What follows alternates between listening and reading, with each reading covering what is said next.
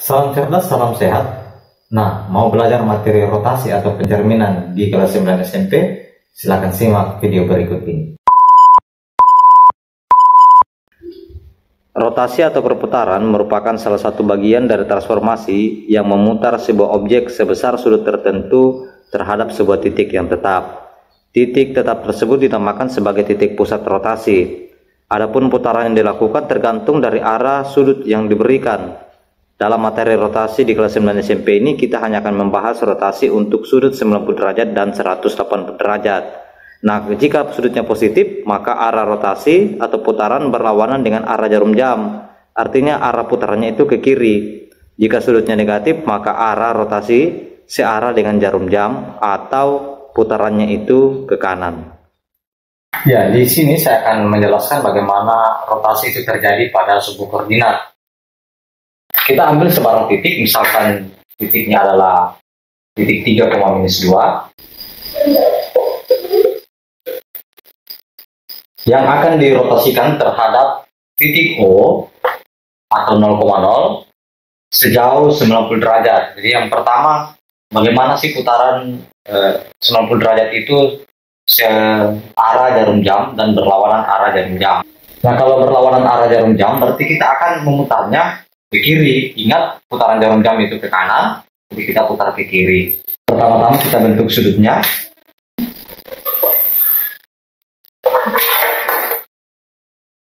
Oke, sudah ada. Terus kita cari sudut 90 derajat yang berlawanan arah jarum jam. Atau kita ambil titik pangkalnya, titik O, cocokkan dengan 0 derajat garis tersebut. Jadi 90 derajatnya itu ada di sini ya.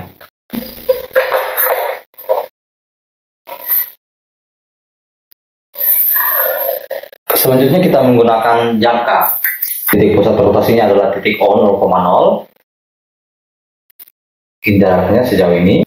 Terus kita putar. Nah, putarannya sudah terjadi, sudah kelihatan. Jadi inilah yang disebut dengan rotasi. Kita lihat koordinatnya. Jadi 3,-2 tadi itu dirotasikan sejauh 90 derajat. Dari titik pusat rotasi 0,0, dia mendapat koordinat bayangan 2,3. Selanjutnya bagaimana kalau dia berputar searah jarum jam? Kita cari sudut 90 derajat, kita pasang garis bantu.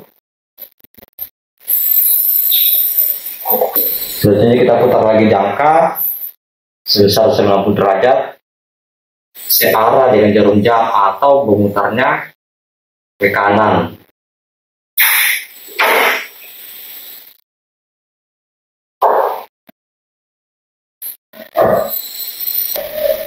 Dia mendapat koordinat di titik -2,-3. Ini juga besarnya 90 derajat, tapi dia memutar searah jarum jam. Jadi sudutnya itu negatif 90 derajat. 180 derajat. Ini contohnya misalnya dari 2,3 ke -2,-3. Ini adalah contoh putaran 180 derajat. Baik berlawanan arah jarum jam maupun searah dengan jarum jam, putaran 180 itu sama. Nah, selanjutnya ketika kalian akan mengerjakan soal tentang rotasi yang berpusat pada titik O dengan sudut 90 derajat ataupun 180 derajat, tidak mungkin kalian akan menggunakan terus bantuan seperti ini karena lama. Oleh karena itu, kita akan menggunakan rumus-rumus seperti yang ada pada tabel berikut ini.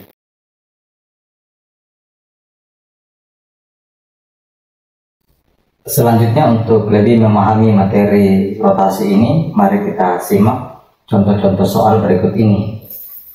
Yang pertama, diketahui segitiga PLM dengan koordinat K1,3, L2,-1, dan M3,4.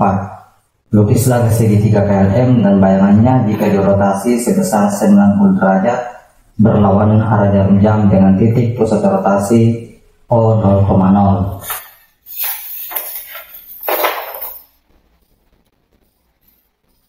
Nomor 1 kita jawab.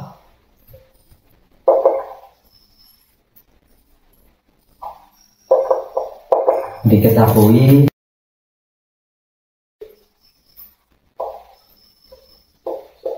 karena rotasinya sebesar 90 derajat berlawanan arah jarum jam, maka bayangannya menjadi minus Y, X. Jadi di sini 90 derajat karena berlawanan arah jarum jam. Nah, yang pertama titik K 1,3 direfleksikan, maka bayangannya ke aksen minus Y, X kita ikuti, jadi 3 duluan tetapi diberi negatif, koma 1. Nah, jadi kelihatan dibalik ya, jadi minus Y dulu, minus Y dulu, minus Y dulu, kemudian koma X. Selanjutnya titik L 2,-1, refleksinya sama, berubah menjadi L aksen minus dari minus 1, koma 2. Kalau L aksen sama dengan positif 1,2. Jadi positif 1 karena minus kan minus. Kemudian M 3,4,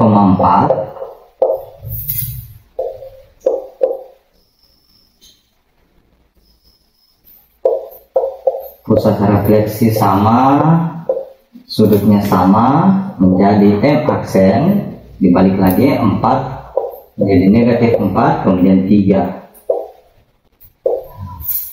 Nah, setelah kita mendapatkan K aksen, L aksen, dan M aksen, kita tinggal menggambarkannya pada sumbu koordinat. Nah, demikian gambarnya, kelihatan. Inilah yang segitiga KLM, kemudian ini adalah segitiga bayangannya K aksen, L aksen, dan M aksen.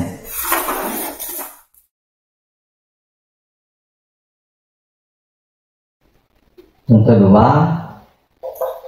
Diketahui titik G 5,-3. Terus rotasi yang pertama, sudut rotasi yang pertama itu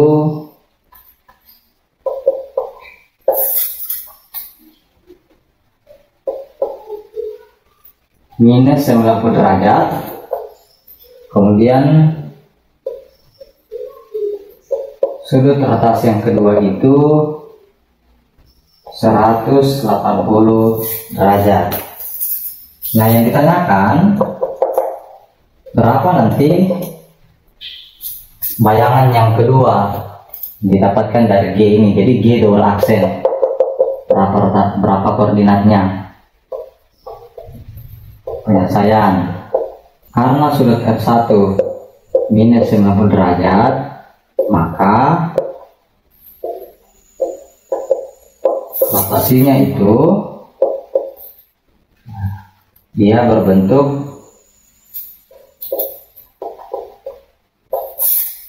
bayangan rotasinya itu menjadi Y, negatif X. Selanjutnya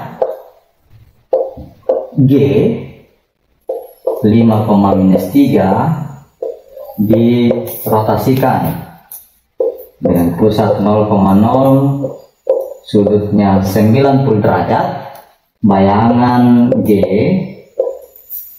aksen itu menjadi Y, negatif X, dibalik lagi, berarti Y nya minus 3, X nya adalah 5. Nah, itu G aksen. Selanjutnya kita cari yang kedua. Karena sudut rotasi yang kedua adalah 180 derajat, maka kalau X, Y dirotasikan ya, dengan sudut 180 derajat, pusatnya sama 0,0, maka bayangannya menjadi minus X, minus Y. sehingga G aksen sekarang minus 3,5 dirotasikan pusat 0,0 sejauh 180 derajat. Bayangannya atau G double aksen sekarang itu ya, minus X, minus Y, minus dari minus 3, minus 5, atau G double aksen adalah positif 3, negatif 5. Jadi inilah bayangannya. Contoh soal yang bayang 3, diketahui bangun datar ABCD adalah persegi panjang dengan koordinat A-5,2, B1,2, C1,2. Tentukanlah koordinat bayangan D jika persegi panjang ABCD dirotasikan pada titik pusat O0,0 dengan sudut min 180 derajat, selanjutnya dengan sudut min 90 derajat. Nah, nomor 3, diketahui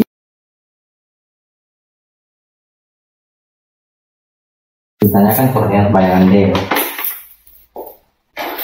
Nah, penyelesaian. Nah, perhatikan bahwa soal ini sebenarnya sama dengan soal di contoh yang kedua. Yang ditanyakan itu adalah hasil bayangan setelah mengalami 2 kali rotasi. Nah, pertanyaannya adalah yang ditanyakan D. Padahal yang diketahui hanya titik A, B, dan C. Hanya diberi informasi bahwa ABCD adalah persegi panjang. Nah, kalau demikian kita harus mencari dulu mana koordinat bayangan D itu. Nah, kita bisa mencari, kita membuat cakaran di sumbu koordinat atau kertas berpetak. Nah, di sini sudah ada sumbu koordinat. Kita tinggal letakkan koordinatnya untuk mencari titik D. Jadi kita harus cari dulu titik D ini berapa. Kita akan proyeksikan A-5,2. Titik B 1,2.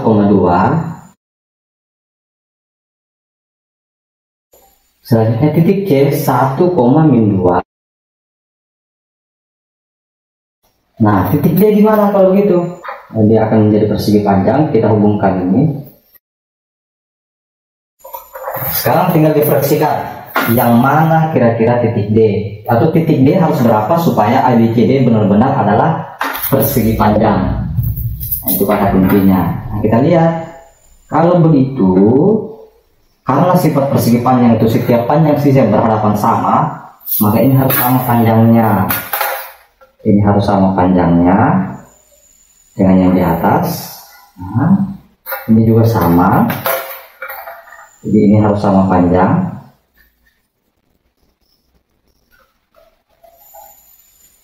Nah, kalau begitu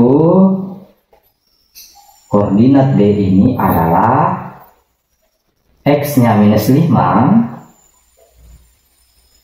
dan Y-nya adalah minus 2. Kalau begitu koordinat D adalah minus 5, minus 2. Jadi itu cukup cakaran. Saya lanjut. Karena ABCD persegi panjang, maka D haruslah minus 5, minus 2. Oke, selanjutnya mencari D minus 5, minus 2. Rotasi yang pertama sudutnya 0,0, sudutnya minus 180 derajat. Nah, ini sama saja. Ini sama saja, kita lihat. Nah, kalau dia minus 180 derajat, maka bayangan X, Y menjadi minus X, minus Y. Kita ikuti. D aksen menjadi minus dari minus 5, kemudian minus dari minus 2. Dengan demikian D aksen itu positif 5, positif 2. Selanjutnya D aksen lagi D aksen 5,2 dirotasikan dengan pusat 0,0 sejauh minus 90 derajat. Nah, bayangannya menjadi D double aksen. Nah sekarang kalau minus 90 derajat bagaimana? Jadi aturannya itu Y, negatif X. Y duluan, ini Y nya menjadi 2, kemudian 5 negatif X berarti minus 5. Nah inilah D double aksen. Jadi sekianlah pembahasan materi rotasi, materi kelas 9 SMP, bagian dari materi transformasi. Kiranya video ini bermanfaat bagi kalian semua. Salam sehat dan salam cerdas dari saya, Edward Danu Rusung di channel Edu Ahmad.